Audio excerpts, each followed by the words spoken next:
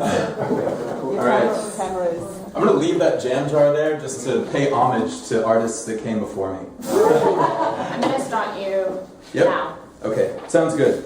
So, did you know that in a 2010 survey by the leading public relations firm in the world called Edelman, they identified the Y generation, also known as the millennials, to consider brand identification as important as religious preference when identifying themselves.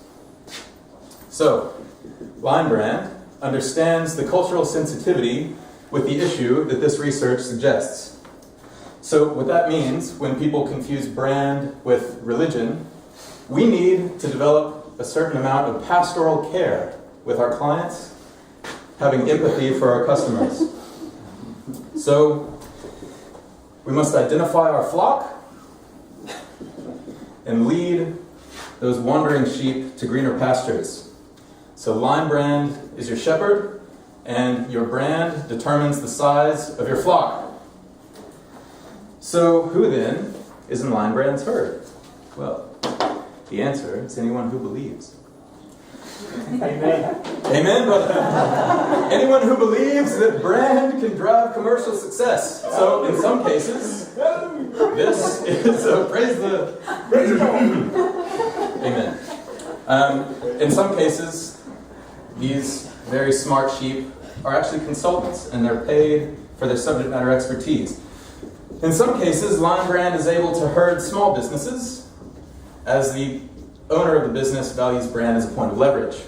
In some cases, Linebrand is able to herd a corporate client, in which case I'm able to feed my entire tribe.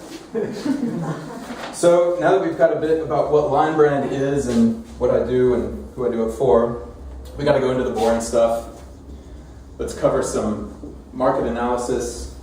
We're going to go into financial projections, and then we'll go into product life cycle and the roadmap.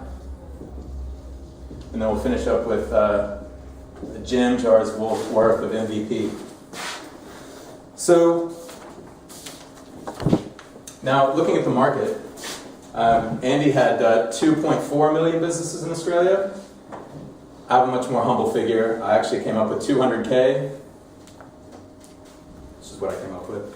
So 200,000 businesses in Australia. Let's just run with it. Linebrand has identified 0.1% of those as actually worth short-term prospects.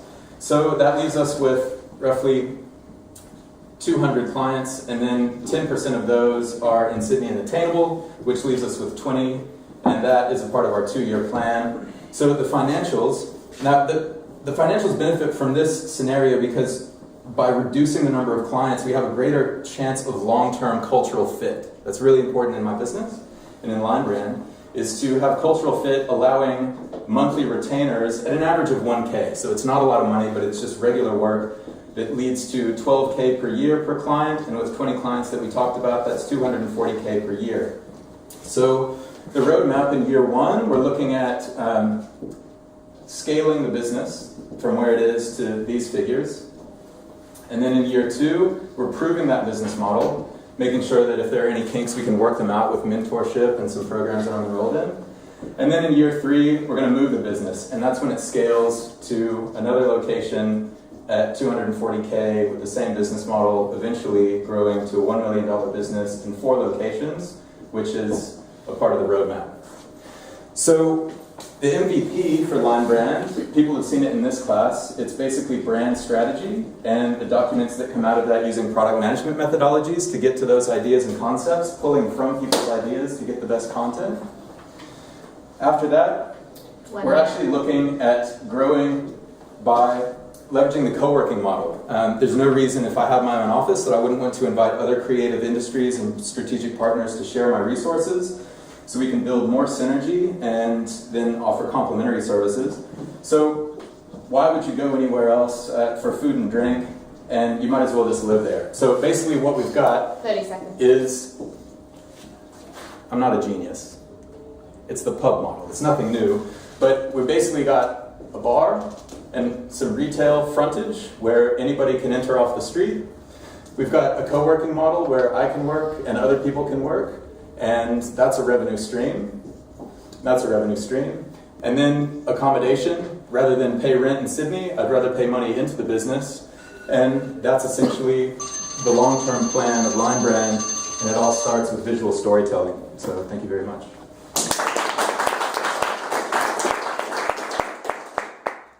Let the questions fly. So where did you find your data for the market research? Google. Google. It's not my strong suit. Next question. So you talked about projected revenues getting to $1 million after a few years. Yep, that's for right. cities. What about your cost base? So cost base, at the moment, it's me and my cost of living. This is why this is so important to me. Like, the major thing for the business at this point is just average cost of living. And if I can find a way to, if I have to eat and I have to sleep, put it in the business. And then I can have that income instead of it being an expense. So, yeah. Yeah. Yeah. Yeah.